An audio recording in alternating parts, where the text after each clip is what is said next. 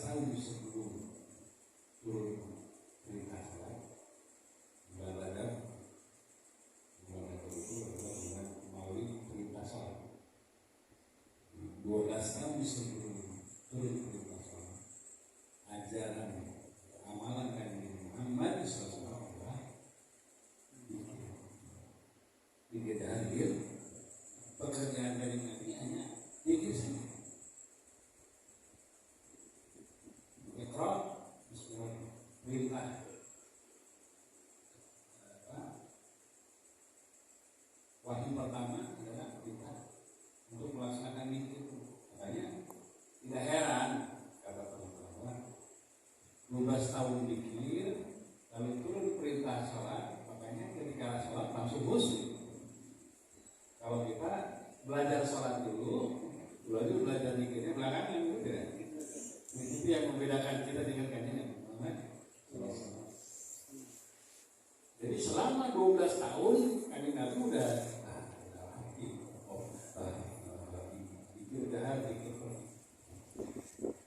itu saja. Baik ketika di Gua Hiro, baik ketika di Mekah.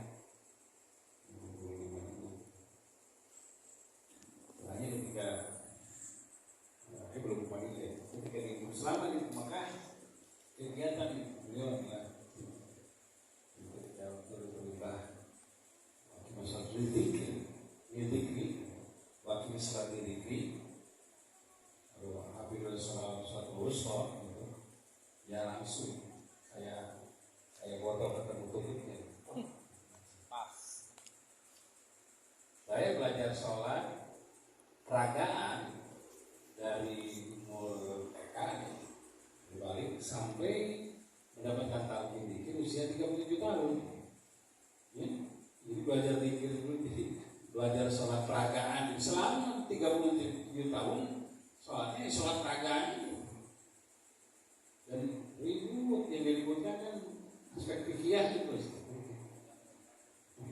Sholat olahraga, sholat peragaan. Sholat nyawa dan rasanya baru ketemu umur 37 tahun setelah mendapatkan talqin.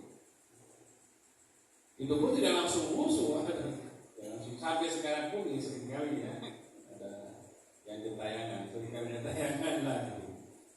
Ya, makanya kita belajar dari pengusaha ulama Abawas dari mulai peragaan sholatnya sampai penyewaan dan perasaan sholat. Dan kalau itu berarti setelah hidup sampai sekarang berarti sudah 2012 juga berapa tahun ya? Kan 2023 ya. Jadi selasa masih belajar khusyuk, masih belajar. Jadi yang akan membuat hadir hati ketika sholat itu adalah aktivitas zikir. Zikir setelah sholat, zikir jahar yang akan zikir kopinya. Itulah yang akan membuat sholat kita ada nyawa, ada rasa. Rumusnya yang tadi disampaikan tadi waktu di Pusat Takwa, bahwa barang siapa yang banyak menyebutnya akan selalu mengingatnya. Sedikit menyebutnya maka akan loyo ingatannya, akan lemah ingatannya. Jadi untuk selalu mengingatnya ya, dengan ND, untuk bisa selalu mengingatnya harus banyak menyebutnya.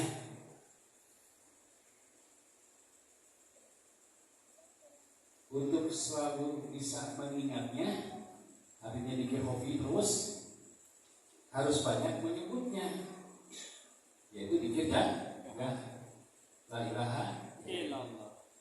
Ini itu tujuannya. Siapa yang banyak menyebutnya akan selalu mengingatnya. Siapa yang kuat, siapa yang banyak menyebutnya maka akan kuat ingatannya. Siapa yang sedikit menyebutnya maka akan lemah ingatannya. Makanya ilaha illallah, ilaha illallah. paling sedikit 165 kali 5 sehari. Lebih banyak lebih baik kalau sibuk. Jadi minimum itu 165 kali 5 untuk mengekalkan ingatan tentangnya itu dengan banyak menyebutnya. Untuk mengekalkannya dengan banyak menyebutnya harus dengan 12 huruf. Tapi ketika menyebutnya kepada 12 huruf, yang 4 huruf di nyawa, yang 1 huruf dirasa harus masuk. Ketika menyebut yang 12 huruf, yang 4 huruf di nyawa dan 1 huruf itu harus ikut memandu. Dikir daharnya ada dikir karena Nabi Muhammad SAW 12 tahun itu dulu ketemu khusyuk di luar sholat, baru ketemu khusyuk di dalam. Tidak akan ketemu khusyuk di dalam sholat kalau tidak ketemu khusyuk di luar sholat. Jadi sholat peragaan paling kalau dihitung 5 menit.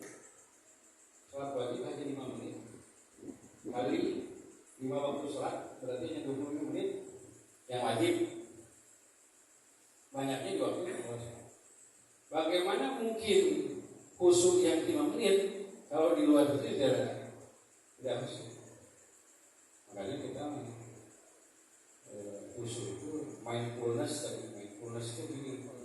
Ketika makan itu ya tidak dipikirkan, ketika tidak dipikirkan kegiatan lain selain menikmati setiap gigitan makanan. Itu ada latihannya tuh mindfulness. Bahkan ada jurusan khusus ini. Ada ikhwan alumni jurusan itu jurusan bidang mindfulness. Jadi kalau lagi makan benar-benar setiap dirasakan gulanya, dirasakan kegurihannya. Kalau lagi jalan nikmati setiap langkahnya. Ketika minum orang mindfulness benar-benar ya itu kegiatannya sepenuhnya minum itu. Merasakan setiap. Pernah nggak kita itu? Tidak pernah ngobrol. Ya, minum kopi apalagi. Orang yang terusnya kalau minum kopi ya bilang aliran kopi itu mindfulness. Jadi setiap tegukan kopi dia rasakan ini jenis apa. Makanya kalau ikut perlombaan barista kopi itu juri-jurinya itu orang-orang mindfulness. Karena dia tidak pernah menikmati kopi itu sambil ngobrol. Kita kan sambil ngadu bako ya. Enggak. Orang yang ahli kopi, ahli kopi yang sesungguhnya dari mulai bikinnya itu udah mindfulness. Dari mulai kayak panas itu berapa derajat, baru dimasukin kopi.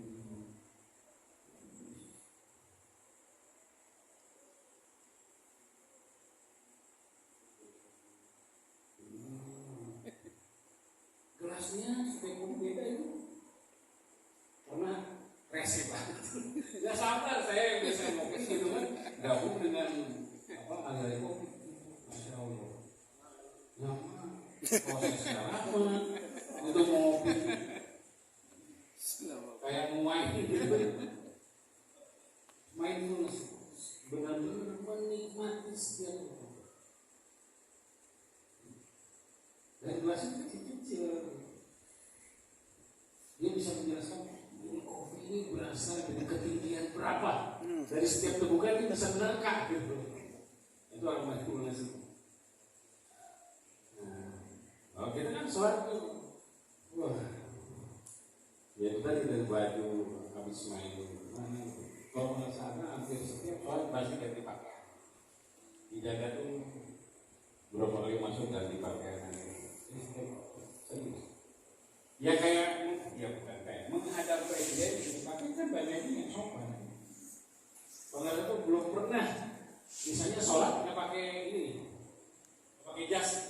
jubah juga. Saya cuma ini doang. Iya, salah. Kalau saya masih sering ya. Nggak pakai jas kalau di Cianjur gitu ya. Boleh coba sih. Para sahabat tidak pernah sholat itu tidak pakai jas, harus pakai jas. Lalu, dinas, itu dinas. Jadi urusan peragaan saja, urusan dress code, benar-benar diperhatikan. Mau menghadap siapa? Itu terjemahan dari Sallu kama ra'aitumuni usolli.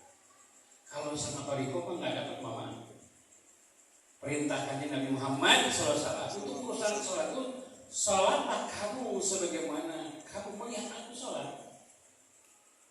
Kalau orang syariat yang tidak punya guru, gimana cara menerjemahkan Sallu kama ra'aitumuni? Tapi dengan Toriko,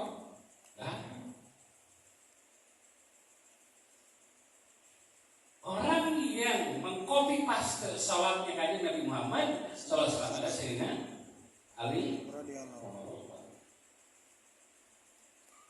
yang selalu menemani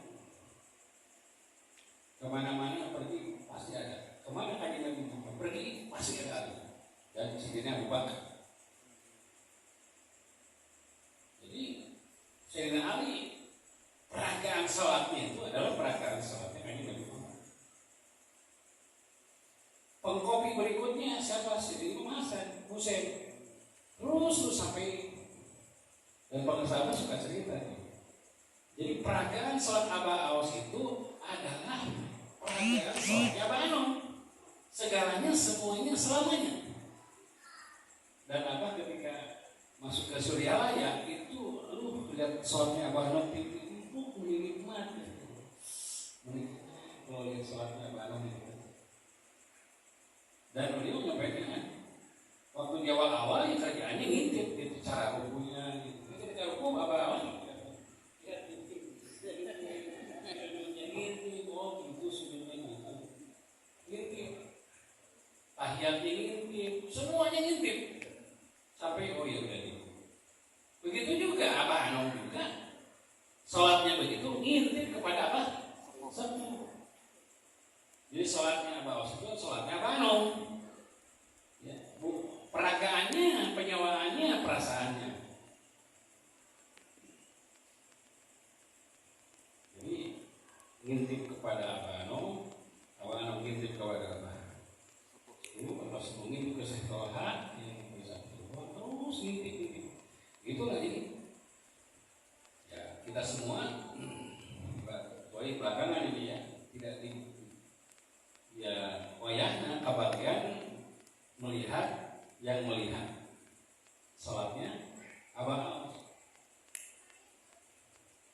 Sekarang ya, apalagi yang belakangnya, karena Abah Awas tidak memimpin sholat secara dohir.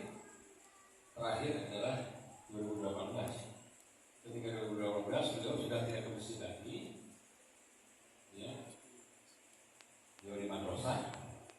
Sudah dalam posisi kursi.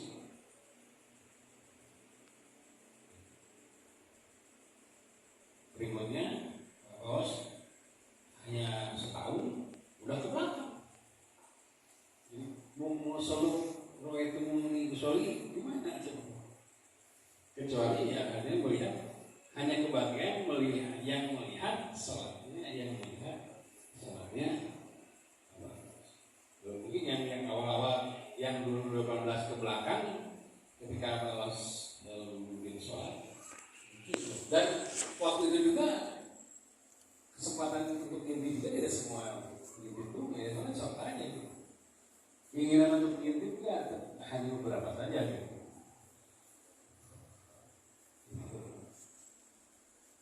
Nah itu oleh hadis Sallu kama ra'aitumuni hal berparikomah dapat itu. Perintah itu karena melihat orang yang melihat, orang yang melihat, orang yang melihat, orang yang melihat kan Nabi Muhammad Sallallahu Alaihi Wasallam. Kalau nggak tahu itu ya baca aja dalam hadis.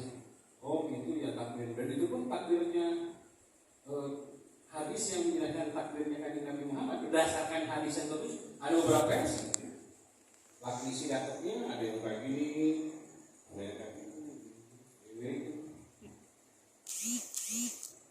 Kalau merujuk kepada hadis ada banyak versi, makanya aja kalau di masjid beragam-ragam itu rukunnya, cara sujudnya. Kalau kita dimudahkan dengan cara melihat oh gini nih cara rukunya, turun dari ruku ke sujud bagaimana, naik dari sujud ke ruku gimana, ketika sujud di atas sujud, melihat langsung orang yang melihat, orang yang melihat, orang yang melihat, orang yang melihat. Jadi kalau tidak pakai itu nggak dapat, tidak punya cara untuk mengamalkan perintah Nabi Muhammad dalam hadis yang tadi. Ini bersyukur ketemu dengan kita semua melaksanakan sholat berdasarkan penglihatan dohirnya. Kita bukan hanya sholat nyawa dan sholat syariatnya, sholat tariqah juga kita sudah memberikan. Tidak waktu lagi tidak bersyukur semuanya istiqomah mengamalkan melestarikan ajaran para kekasih berkah